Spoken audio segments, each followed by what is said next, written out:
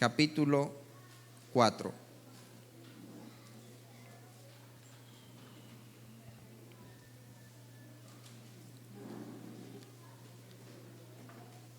Segunda de Reyes, capítulo 4. Sea la palabra del Eterno encontrando lugar en nuestra alma, en nuestro espíritu, en nuestra mente y en nuestro corazón, y que podamos llevarla a la práctica, que no caiga a la orilla del camino, ni entre espinos, ni en pedregales, sino que caiga en buena tierra, para la gloria de nuestro Dios. Bien, dice Segunda de Reyes capítulo 4, el título: el aceite de la viuda. Una mujer de las mujeres de los hijos de los profetas, de los hijos de los profetas, clamó a Eliseo diciendo: tu siervo, mi marido, ha muerto. Y tú sabes que tu siervo era temeroso de Jehová, y ha venido el acreedor para tomarse 2 hijos míos por siervos. Y Eliseo le dijo: ¿qué te haré yo? Declárame, ¿qué tienes en casa? ¿Qué le dijo que le declarara? Declárame, ¿qué tienes en casa? Y ella dijo: tu sierva ninguna cosa tiene en casa, sino una vasija de aceite. Él le dijo: ve y pide para ti vasijas prestadas de todos tus vecinos, vasijas vacías, no pocas. Entra luego y enciérrate tú y tus hijos, y echa en todas las vasijas, y cuando una esté llena, ponla aparte. Y se fue la mujer y cerró la puerta, encerrándose ella y sus hijos. Y ellos le traían las vasijas, y ella echaba del aceite. Cuando las vasijas estuvieron llenas, dijo a un hijo suyo: tráeme aún otras vasijas. Él dijo: no hay más vasijas. No hay más vasijas. Entonces, ¿qué pasó cuando no hay vasijas? Cesó el aceite. ¿Qué pasa cuando no hay vasijas? Cesa el aceite. Cuando no hay vasijas, cesó el aceite.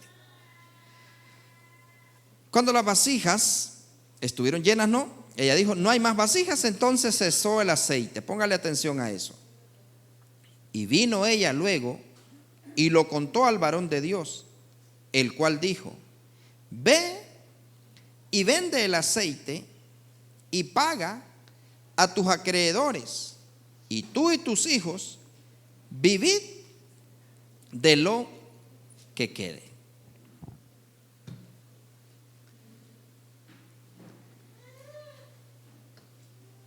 La palabra habla por sí sola, ¿verdad?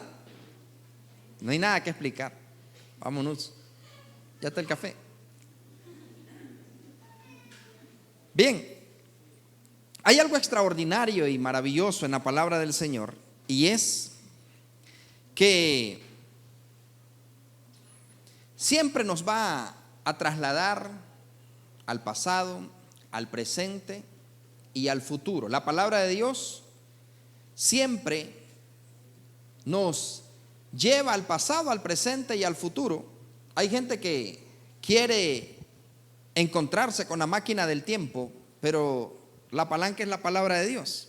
Usted puede ir al pasado por medio de la palabra, puede venir al presente y ir al futuro. En la palabra del Señor está todo lo que necesitamos saber.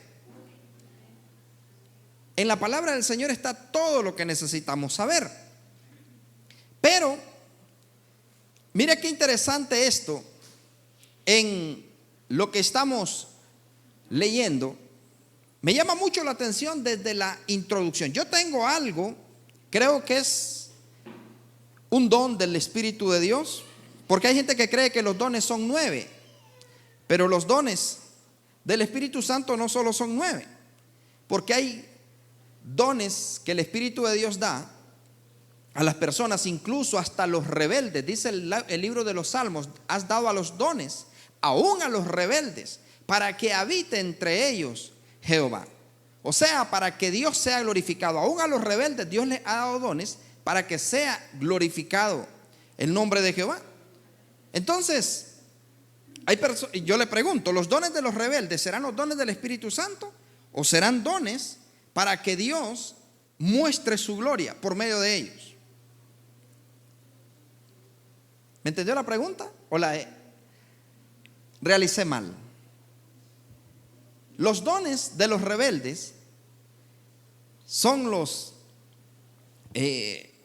dones de los 9, ¿no?, del Espíritu Santo, o serán dones para que el nombre del Señor sea glorificado. Por ejemplo, en la Biblia encontramos personas que tenían habilidades, que tenían dones, pero no eran gente que servía a Jehová, no eran gente que servía a Dios, pero tenían dones. Por ejemplo, los que construyeron la Torre de Babel.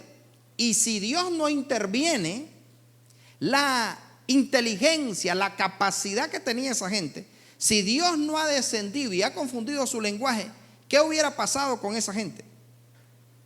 Hubieran logrado su objetivo, ¿no? Si Dios no interviene. Pero ese era ellos tenían los dones para crear. Dice la Biblia que ellos mezclaron el asfalto, mezclaron y comenzaron a hacer cosas que ahora la gente simplemente las descubre, pero que ya existen y son muy diferentes a los dones del Espíritu Santo. Pero yo tengo un don, no de los 9, ya los he manifestado. Dios me ha permitido y me permite manifestar don de lengua, géneros de lengua, interpretación de lengua, el don de ciencia, don de sanidad, don de hacer milagros. Ustedes los han visto. Pero hay algo que yo tengo, y es que soy automático para preparar al pueblo en la necesidad que apremia. En la necesidad que apremia. El Espíritu Santo me ha dado esa capacidad. Por ejemplo, cuando hay una fecha festiva, inmediatamente yo les preparo a ustedes, o Dios me da una enseñanza para prepararlos de acuerdo a esa fecha. Viene el 30 de mayo el culto a la Reina del Cielo y yo les preparo con eso. Viene el culto a Nimrod o al Padre, viene el culto al niño, a Tamuz, y viene el culto pero siempre no estoy preparando de acuerdo a eso. Por ejemplo, si ustedes se fijan, antes de que entrara los huracanes aquí, Dios me permitió prepararlos en fe. Luego venía lo del COVID, yo ni idea de eso, pero el Espíritu Santo me permitió prepararlo. Fue cuando levantamos los altares familiares, cuando empezamos con los altares, y por eso, por medio del altar y la adoración, vimos pasar de lejos la muerte, vimos pasar de lejos la desgracia. Mientras otros estaban en la tierra de Egipto, nosotros estábamos en la tierra de Gosén. Pero algo que a mí me gusta es no decirle a la iglesia lo que quiere oír, sino lo que necesita saber. Y debemos de prepararnos para eso. Y esa es una de las cosas que la iglesia en la actualidad necesita: preparar a la gente para las cosas que están sucediendo. Por ejemplo, Jesucristo le dijo a los discípulos: antes de que esto suceda, yo ya se los he dicho. El apóstol Pablo dijo también que en los postreros tiempos iban a ocurrir situaciones, y preparó al pueblo. Entonces, nosotros estamos viendo una crisis en el mundo, no económica, porque es mentira. Aquí yo le aseguro que todos ustedes de Gallo Pinto para arriba, de Café Selecto para arriba. Si bebe Toro, pues no sé, pero yo estoy seguro que cada uno de ustedes hoy anda bien comidito, a no ser que anden 3 días de ayuno. Y si andan 3 días de ayuno pasado, ore por mí. Pero ¿quién de ustedes hoy vino sin desayunar, sin almorzar y sin cenar? ¿Hay alguno? ¿Usted? Sin cenar. Entonces miren, mis amados, yo sé que el Padre me ha dado gente tan bendecida y con mi esposa y mis hijos nos ponemos a hablar y decimos, ya te fijaste que desde que llegó al ministerio tal persona, su matrimonio cambió, sus hijos cambió, su economía cambió. Ya te fijaste que esto y que el otro. Nos ponemos a analizar y a evaluar todo eso de lo que Dios está haciendo. Pero preparando a la iglesia precisamente, viendo lo que se va a necesitar. Pero la crisis que hay ahorita más grande en el mundo y que se va a incrementar cada vez más mientras Jesucristo se acerca, ¿cuál cree que es esa crisis? Muy bien, ¿quién dijo eso? Eso no. La crisis de fe. La fe, por eso el Señor Jesucristo preguntó, cuando el Hijo del Hombre vuelva a la tierra, cuando el Hijo del Hombre vuelva, ¿hallará fe? ¿Hallará fe? Mire que no dice si encontrará todo lo que podríamos imaginarnos, pero dice, ¿hallará fe? Cuando el Hijo del Hombre vuelva, ¿hallará fe? Porque la fe es la moneda que va a comprar todo en los últimos tiempos, principalmente en la iglesia. Y la iglesia del Señor es la que más va a necesitar esa moneda para poder comprar la fe. No va a necesitar tanto la moneda del César, sino que va a necesitar la moneda de fe.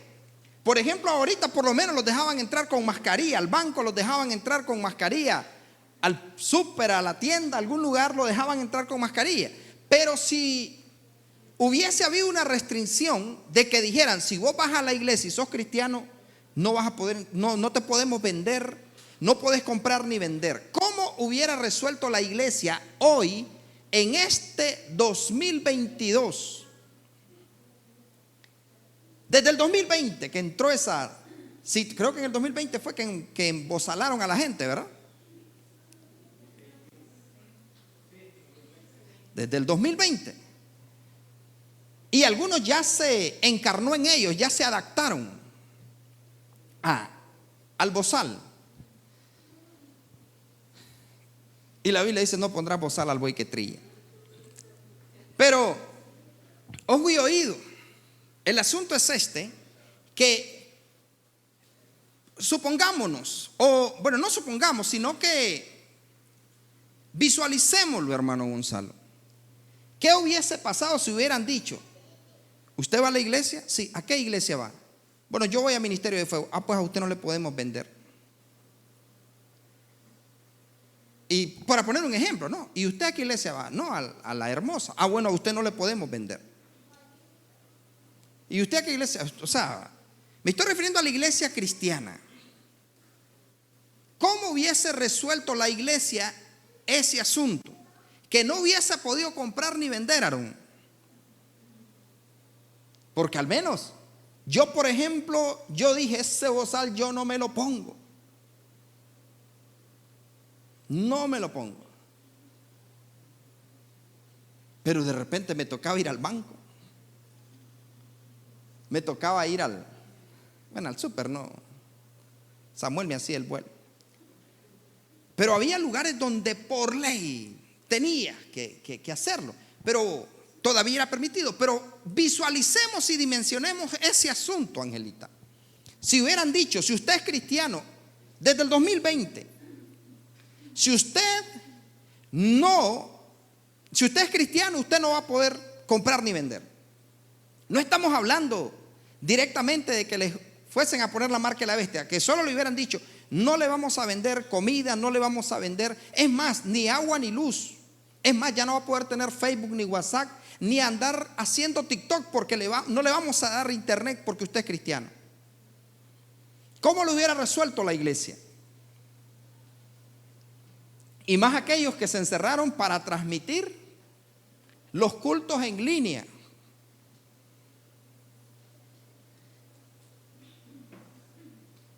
¿Está pensando? ¿Cómo lo hubiera resuelto la iglesia si le hubieran dicho, usted no va a poder comprar ni vender? Usted no va a poder, ni siquiera le vamos a vender combustible para su vehículo. Es más, no le vamos a poder hacer ni la inspección mecánica, no va a poder hacer nada, ni comprar ni vender, porque usted va a la iglesia. ¿Qué hubieran hecho los cristianos? Del 2020 para acá, estamos hablando que hubiese sido una situación real. ¿Qué hubiesen hecho, hermana Tania?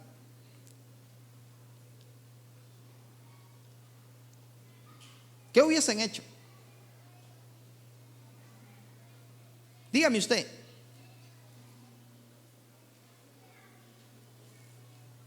¿Alguien me puede decir? ¿Qué hubiesen hecho?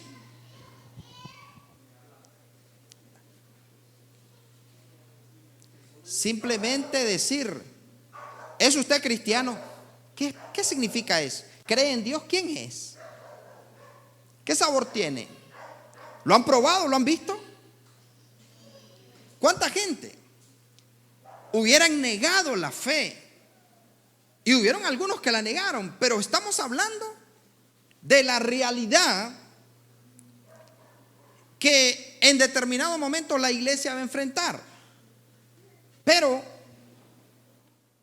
vemos a una iglesia hoy que está completamente adaptada, casada con el sistema de este mundo.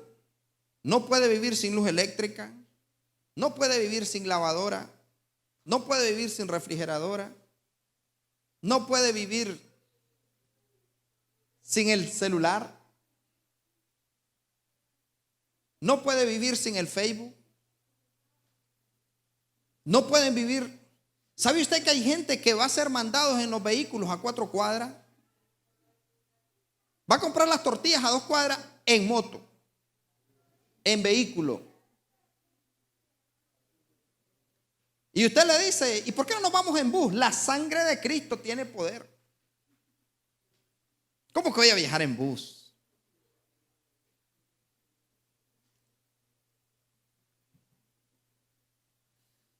Pero yo le digo algo. Mira qué interesante.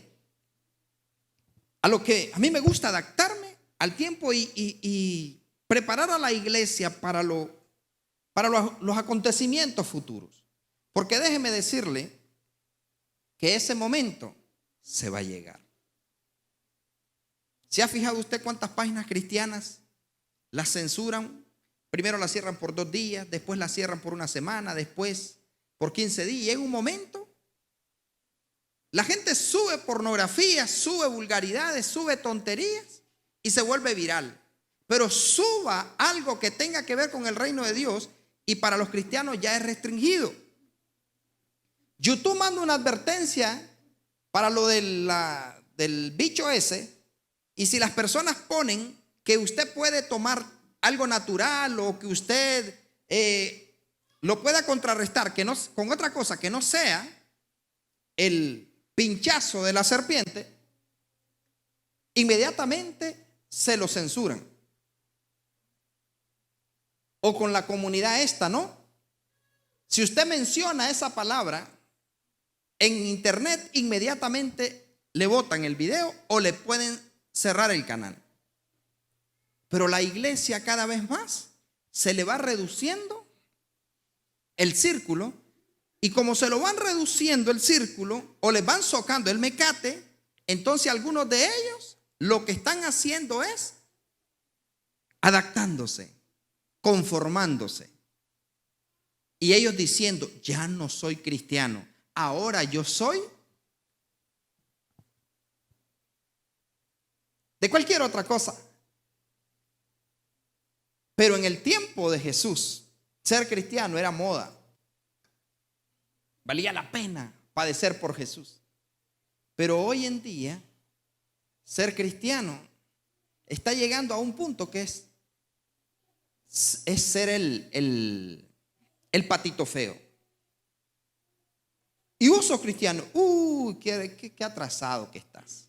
Todavía crees en eso. Todavía crees en eso. Y vos vas a la iglesia. Y le tenés que pedir permiso al pastor para salir. Por favor. ¿A dónde dice la Biblia que los apóstoles le pedían permiso a Jesús para salir?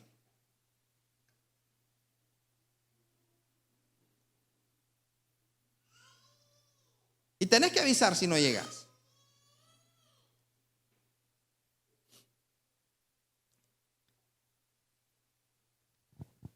Le decía al apóstol Leno, un día de esto él anduvo bendiciendo una congregación. Pero el hombre anticipadamente me dijo, voy a ir a un lugar. Bueno, ni siquiera me dijo que iba a ir, me dijo él, ¿qué dice usted? Me hicieron esta invitación. Y yo a él le dije, vaya de lo que tiene. Y váyase bajo la unción y bajo la bendición. Y el asunto, tengo entendido que estuvo poderoso. Pero hubieron algunos mensajes que me cayeron a mí, donde me decían, ¿y qué iglesia es esa donde anda el hermano Leno? Ellos no querían saber qué iglesia era la donde él andaba. Lo que ellos querían saber es si yo sabía que él andaba ahí.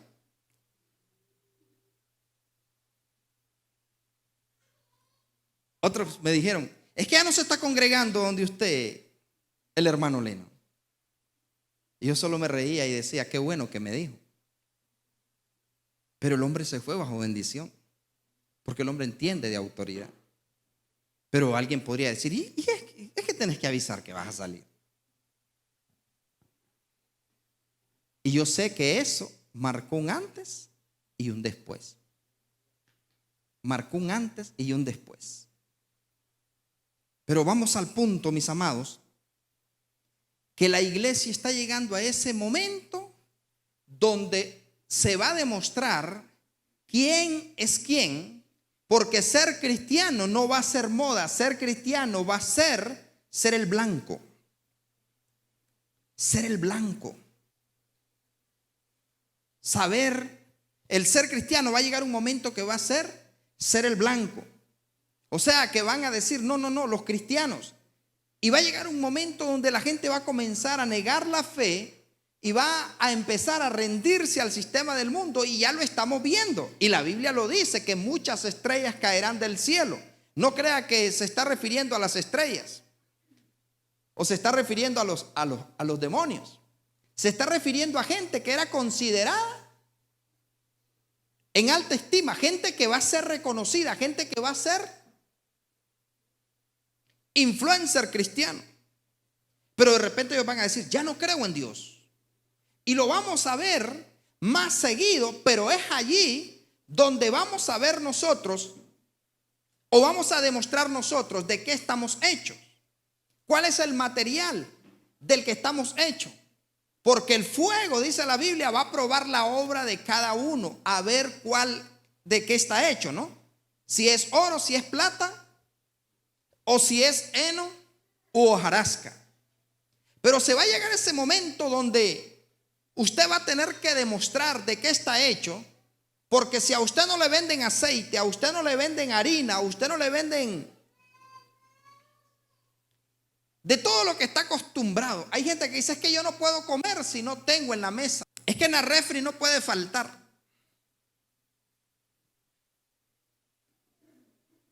Por ejemplo, yo muchas veces digo, y hay arroz. Yo soy arrocero. Y hay arroz. Y hay cuajada. No pasó Ariel cuando debería pasarle. Y algunos de nosotros decimos eso, pero y hay carne. No, solo hay, pues no voy a comer, porque no hay carne. Y hay fresco. Tu papá que está ahí en el cuarto. Pero mis amados, yo quiero que usted dimensione este asunto. Vienen tiempos donde ser cristiano va a ser como ser la escoria, como ser. Entonces allí donde muchos no van a querer decir que son cristianos, allí es donde muchos van a irlos haciendo a un lado. Pero ¿cómo van a sobrevivir? ¿Cómo van a resolver ese asunto? Porque yo le voy a decir algo, la iglesia del Señor no va a pasar la gran tribulación. Hay algunos que buscan textos fuera de contexto y dicen la iglesia sí va a pasar la gran tribulación. Hay muchos argumentos en el Antiguo y en el Nuevo Testamento que dicen que no va a pasar la gran tribulación, pero la iglesia sí va a pasar la tribulación. Pablo lo dijo, es necesario que a través de muchas tribulaciones entremos al reino de los cielos. Porque necesitamos ser procesados y demostrar. Nadie puede demostrar que es fiel si no tienes oportunidad de ser infiel. Nadie puede demostrar que es honrado si no tiene la oportunidad de robar. Entonces, se va a llegar ese momento donde la iglesia va a tener que pasar persecución. Por eso Jesucristo le dijo a los apóstoles, de cierto os digo que no van a terminar de recorrer todas las naciones antes de que esto acontezca. Pero significa que la iglesia va a tener que correr. En su momento la iglesia va a tener que mantenerse. Y ya hay censura. Hay gente que no se da cuenta, pero ya hay censura para la iglesia. Ahorita, por ejemplo, hubo un pincelazo y le dijeron a la iglesia, no hay celebración del día de la Biblia.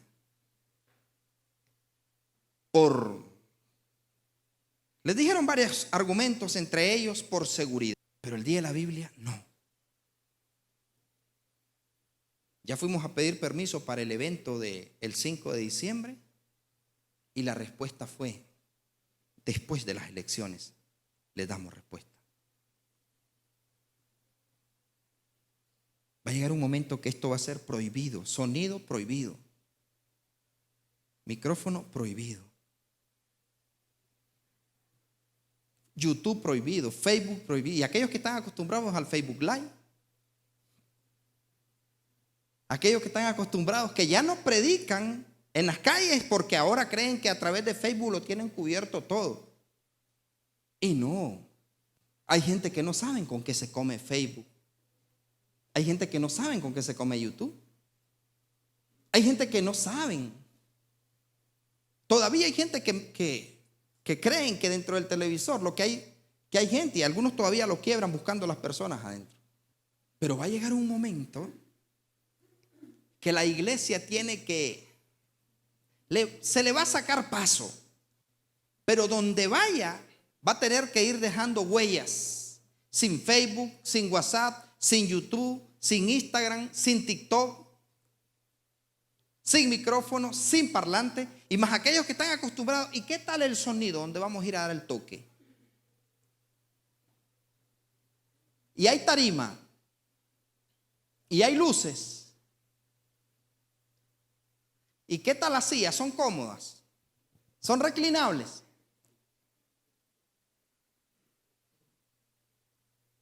Y hay ducha en el hotel. El internet, ¿qué tan rápido es? ¿Usted me está entendiendo? Que va a llegar un momento donde vamos a demostrarlo. ¿De qué estamos hechos? Pero pregunto lo mismo que dijo el maestro. Cuando venga el Hijo del Hombre, ¿hallará fe? Y le voy a decir algo. La iglesia tiene una deuda. Y esa deuda, ¿cómo la va a pagar? ¿Qué nos han enseñado? Que la salvación es gratis, que no hay que pagar nada por la salvación. Y yo le voy a decir algo. ¿Será cierto que la salvación es gratis?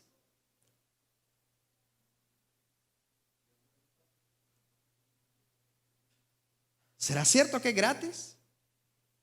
Gratuitamente Jesús pagó, ¿verdad? Fue gratis. 40 latigazos, una corona de espinas que le traspasó el cuero cabelludo hasta que pegó en el cráneo, en el hueso.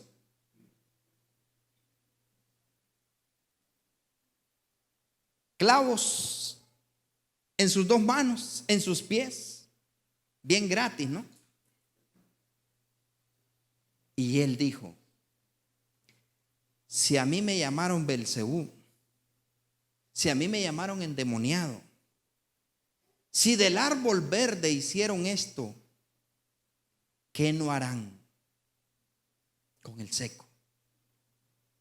Porque Satanás a la verdadera iglesia, y espero que usted sea de ellos, a la verdadera iglesia la mira con el mismo odio que miró a Jesús.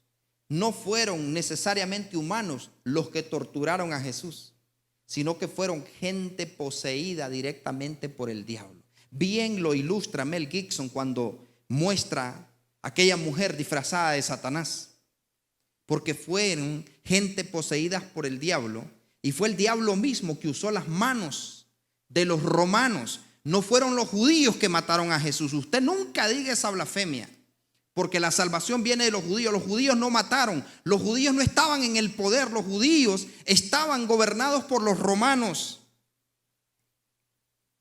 Y yo le voy a decir algo: el imperio romano es el que va a empoderar al anticristo y va a mandar a hacer imagen, que le adoren, porque es normal para ellos adorar imagen. Y el que no la adore, usted ya sabe qué va a pasar, ¿no? Mandó que le hicieran imagen, y que aquel que no lo adorase, el que no tuviera la marca o el nombre de él, no va a poder comprar ni vender. Pero no me quiero meter a ese asunto. Solo quiero que usted observe, cuando a Jesús lo están matando. Él puso su vida, pero de la manera que dejaron a Jesús. ¿Sabe usted que la Biblia lo describe? Y hay gente que dice: Mel Gibson fue demasiado crudo con eso que ilustró. Mel Gibson se quedó pequeño, todavía se le miraba el rostro. Jesucristo, dice la Biblia, que quedó completamente desfigurado, de tal manera que no parecía que era una persona la que estaba allí. Dice que no había parecer en él. O sea, despreciado, menospreciado, varón de dolores, y como que escondimos de él el rostro. Pero dice la Biblia que no había parecer ni hermosura. O sea, daba terror ver lo que estaba en el madero. Mel Gibson quizá llegó a un 50% de la realidad. Y ese que usó las manos de los romanos para matar al Mesías, y no porque él haya sido débil, sino porque él puso su vida. ¿Me explico? Para que no le demos grandeza al derrotado. Pero de la misma manera que él hizo con el cuerpo de Jesús por mano de los romanos, de la misma manera lo va a hacer por la mano de aquellos que gobiernan este mundo, y que muchos de ellos están dentro de los concilios, observando la libertad de los cristianos y viendo quién es verdaderamente de Cristo y quién no es de Cristo. Pero se va a llegar ese momento donde se va a tener que demostrar de qué está hecho. ¿Alguien me está entendiendo? Se va a llegar ese momento donde, y usted es cristiano, sí, ok, fulano en el barrio tal es cristiano. Dice la Biblia que hasta la propia familia lo va a entregar en ese entonces, porque van a preferir ellos su propia vida. El hermano entregará al hermano, la madre contra su hija, el hijo contra su padre, el padre contra su hijo. Va a llegar un momento que los mismos padres: sí, mi hijo es de esos locos fanáticos. Sí, mi papá es de esos. ¿Y vos? No, yo no, nada que ver. Yo no soy ignorante, yo soy yo soy moderno. Yo no creo en ese papel. Yo no soy anticuado. Jamás mis manos se han ensuciado en leer eso.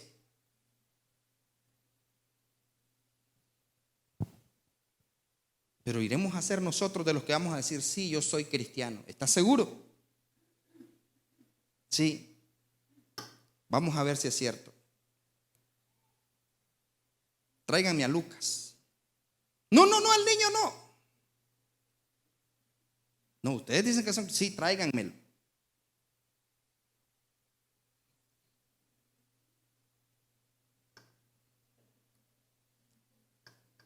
Tráiganme a Melody.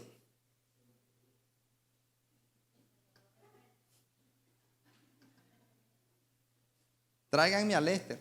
Amén, dice la Mequeya.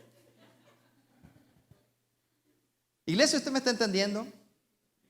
O sea que va a llegar ese momento donde no va a haber lluvia, no va a haber nieve, no va a haber distancia, no va a haber montaña, no va a haber río, no va a haber collado que detenga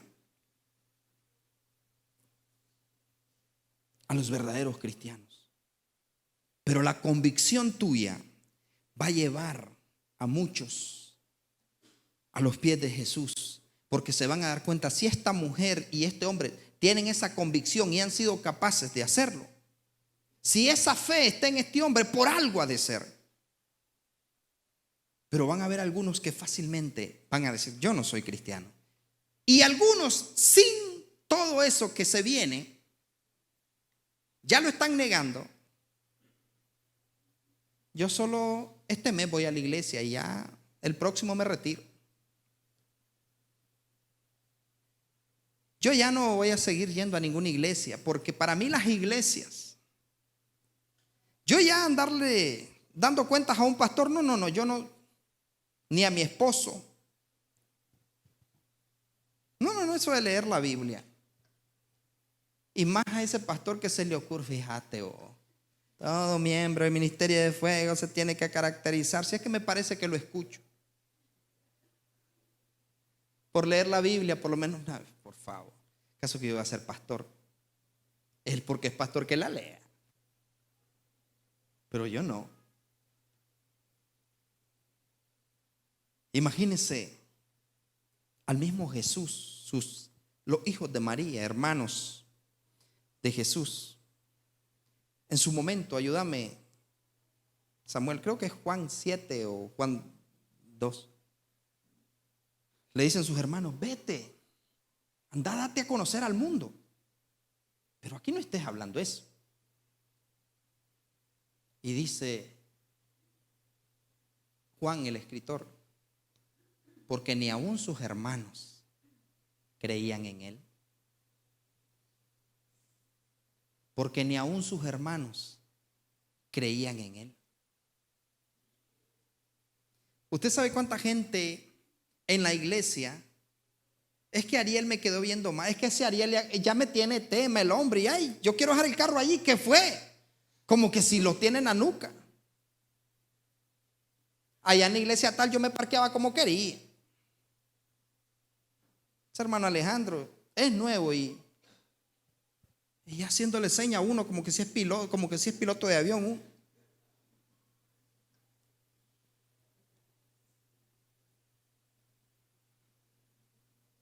Vayamos.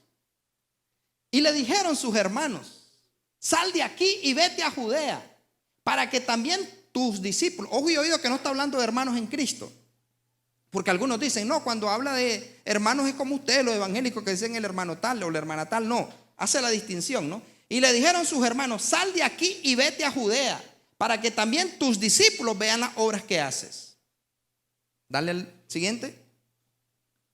Porque ninguno que procura darse a conocer hace algo en secreto. Si estas cosas haces, maniféstate al mundo. O sea, a nosotros no nos interesa tu mensaje. ¿Por qué? Léalo usted. Aún sus hermanos creían en él.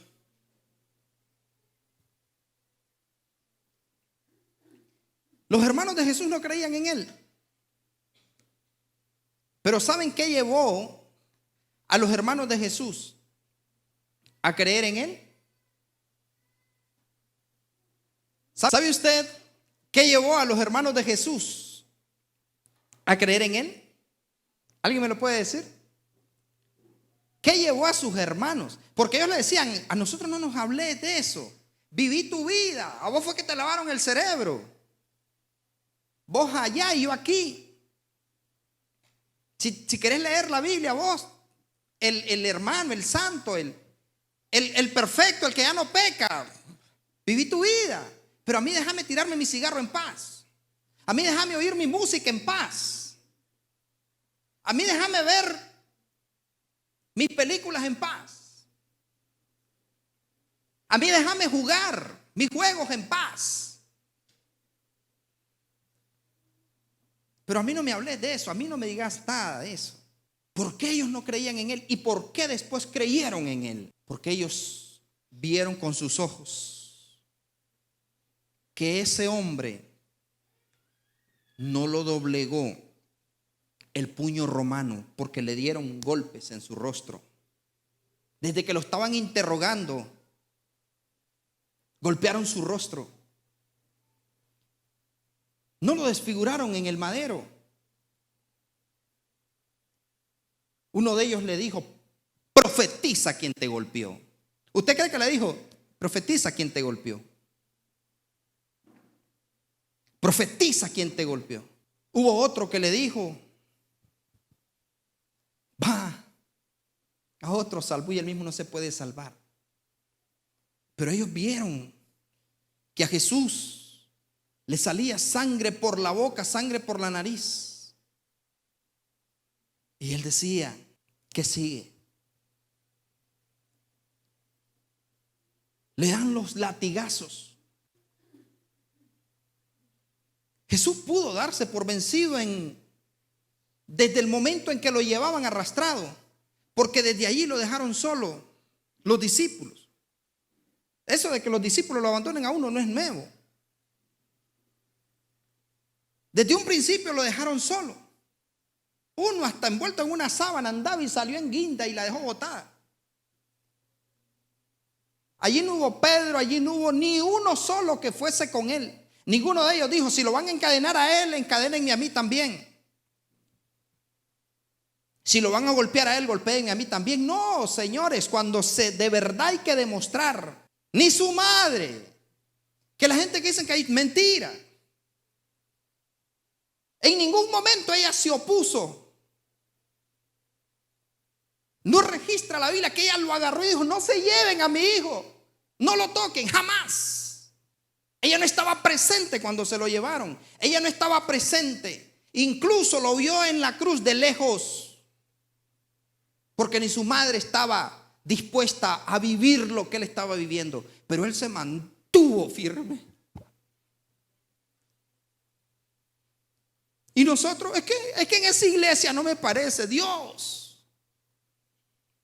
Es que me habló muy duro, me sentí ofendido con eso que dijo el pastor. Es que me azarió desde el púlpito. ¿Cuántas veces se cayó cargando la cruz? Ya no podía. Y siendo animales, llegó un momento que viendo que ya no podía más: hey, tú vení, llevé esa cruz. ¿Por qué en ese momento él no dijo: Padre, ¿por qué no me da un infarto aquí nomás o manda un rayo y ya? Jesús no habló, dice que él se fue calladito. No dijo una sola palabra mientras lo llevaban a la cruz. Pero el cristianismo maruchán de ahora: yo estoy probando a ver si me siento bien, me quedo. No, no se quede. Porque si está para experimentar, no se quede. No nos ilusione pensando que hija, que hijo, y después se va a ir. Váyase antes que le criemos cariño. Pero llegó. Mire lo que dice Isaías 53. Y le voy a decir algo. Isaías 53 le baja el gas en la versión que nosotros leemos. Pero léalo en la Kadosh. Mira lo que dice Isaías 53. Y es más, yo también lo voy a buscar. Pastor, pero no empezamos con la viuda y el aceite. Ya se le olvidan, no.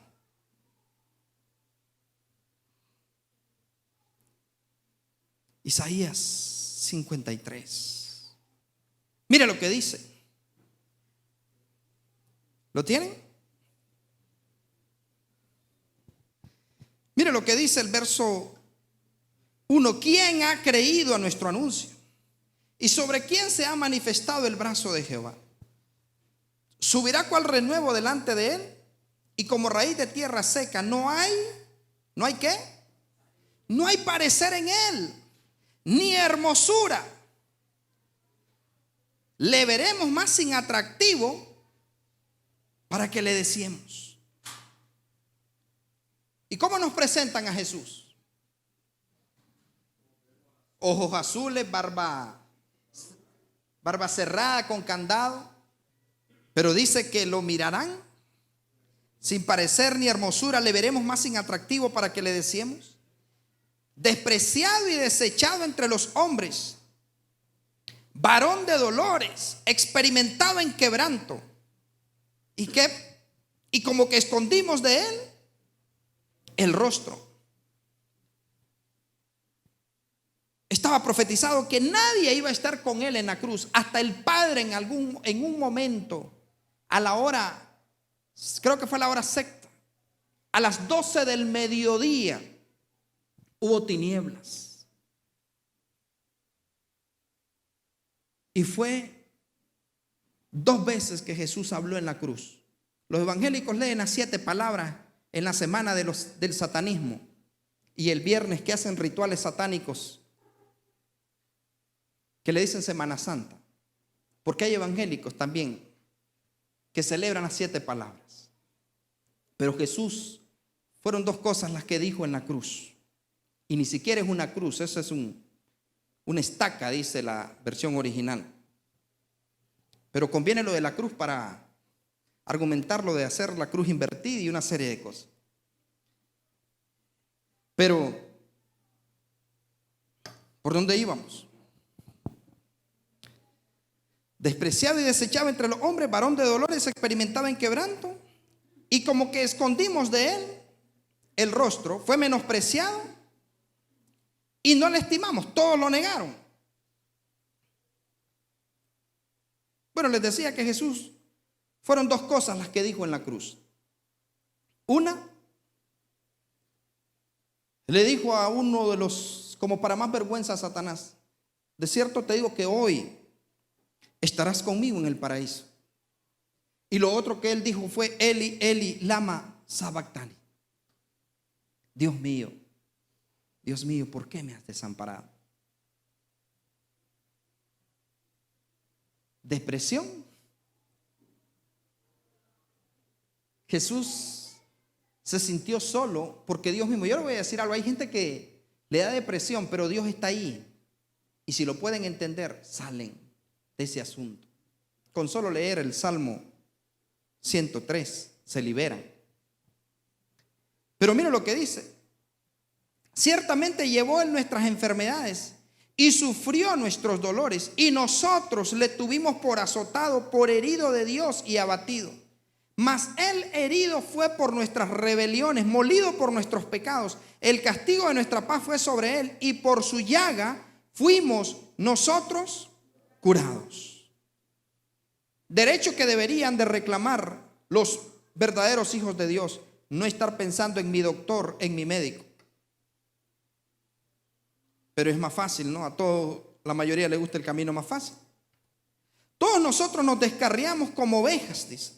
Cada cual se apartó por su camino, mas Jehová cargó en él el pecado de todos. Angustiado él y afligido, ¿qué dice? No abrió su boca. Como cordero fue llevado al matadero, y como oveja delante de sus tranquiladores enmudeció y no abrió su boca. Jesús tenía toda la autoridad para hacer descender fuego del cielo y matar calcinados a todos sus verdugos. Jesús tenía toda la autoridad del cielo para solicitarle al Padre que mandara legiones de ángeles y que lo libraran de eso. Pero Jesús tenía una meta y un objetivo, y era salvarnos a nosotros. Pero nosotros como iglesia tenemos que tener un objetivo. Él tenía un objetivo, salvarnos. Nuestro objetivo debe de ser honrarlo, obedecerlo. ¿Y qué cosa es honrarlo? ¿Ver pornografía después que salgo de la iglesia? ¿Irme a fornicar con la primera o el primero que me da la oportunidad? ¿Fumarme un cigarro y echarme una cerveza porque el pastor no me está viendo? Como que si el pastor me va a buscar en el libro de la vida en aquel día. No. ¿Eso es honrarlo? El deber de él o el propósito de él fue salvarnos. El propósito de nosotros es honrarlo, y honrarlo, si es posible, hasta con la muerte. Mire lo que pasó con esta viuda, para que no crea que es que se me olvidó. Ella fue a reclamar un derecho. Y ella dijo: mi esposo era tu criado y era hijo tuyo como profeta.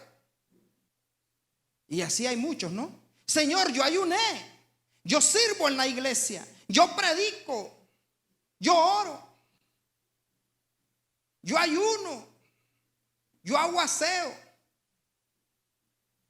Ya no tengo vida propia porque ahora en la iglesia me tienen en la mañana familiar, en cierre de ayuno, en vigilia. Ya no tengo vida para mí. Es que si no lo mantenemos ocupado, se va para Famous. Agradecido debería estar. Pero mi gente, esta mujer llegó como reclamando, ¿no? Mi esposo y las prestaciones y las vacaciones y mi pago por el servicio de mi esposo. Y el profeta: ¿tenés algo en tu casa? ¿Te dejó algo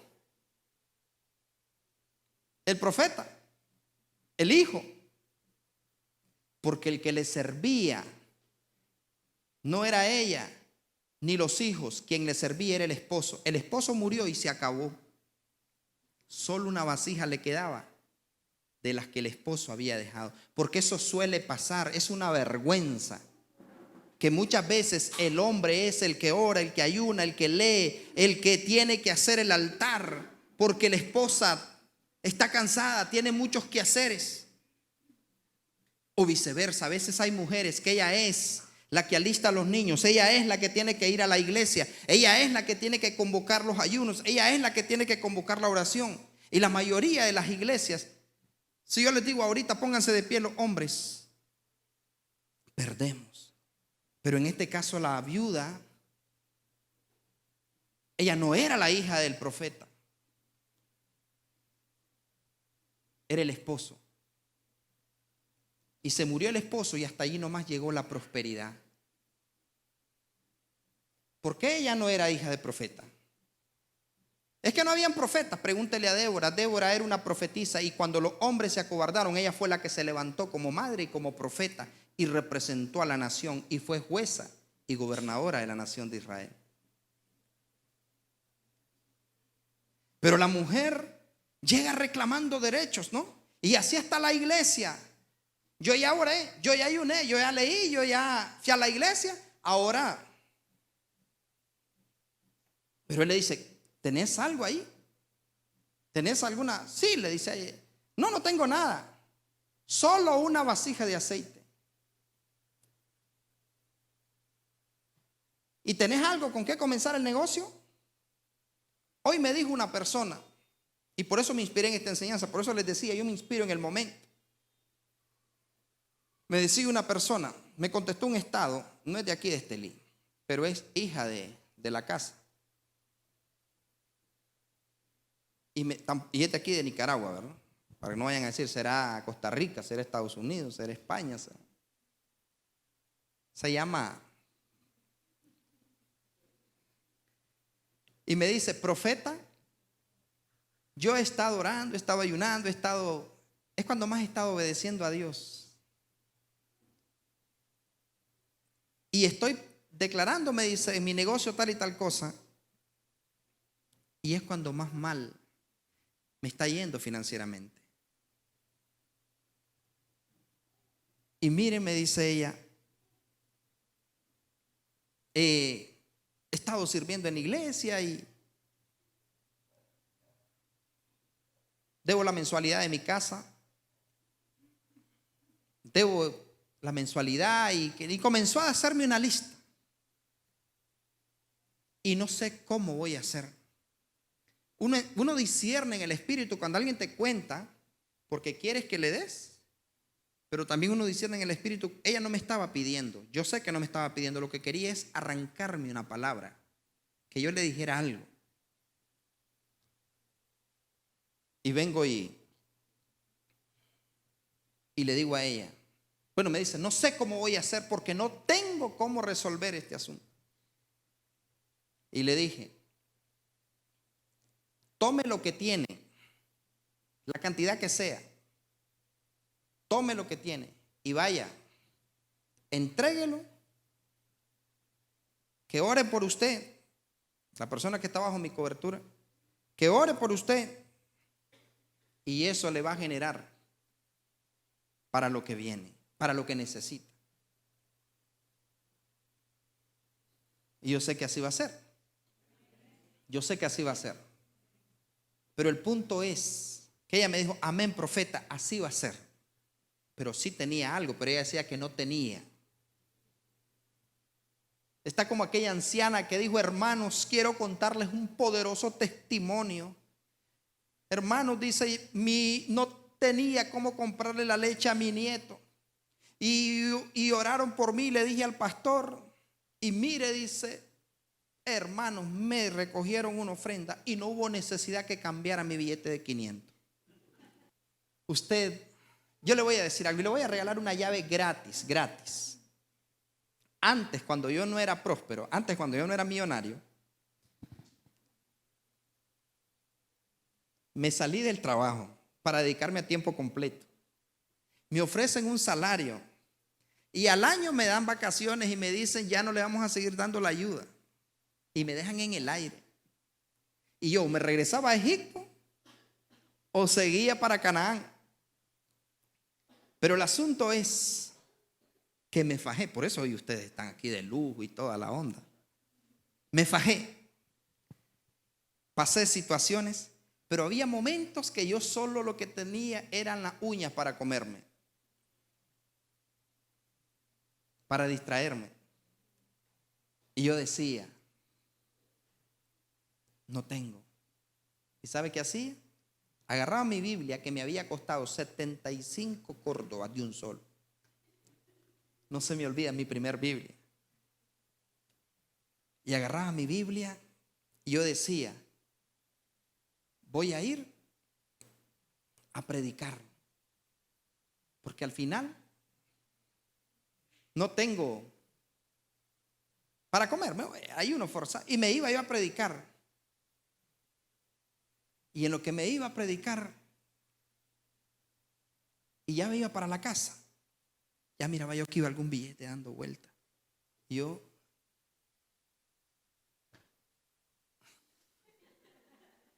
me amarraba el zapato y me lo llevaba.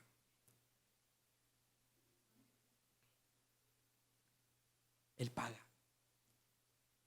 Pero si yo me hubiera quedado en la casa, no tengo nada, me iba. O de repente me iba al hospital a orar. Y las personas de repente me decían, miren, yo siento en mi corazón.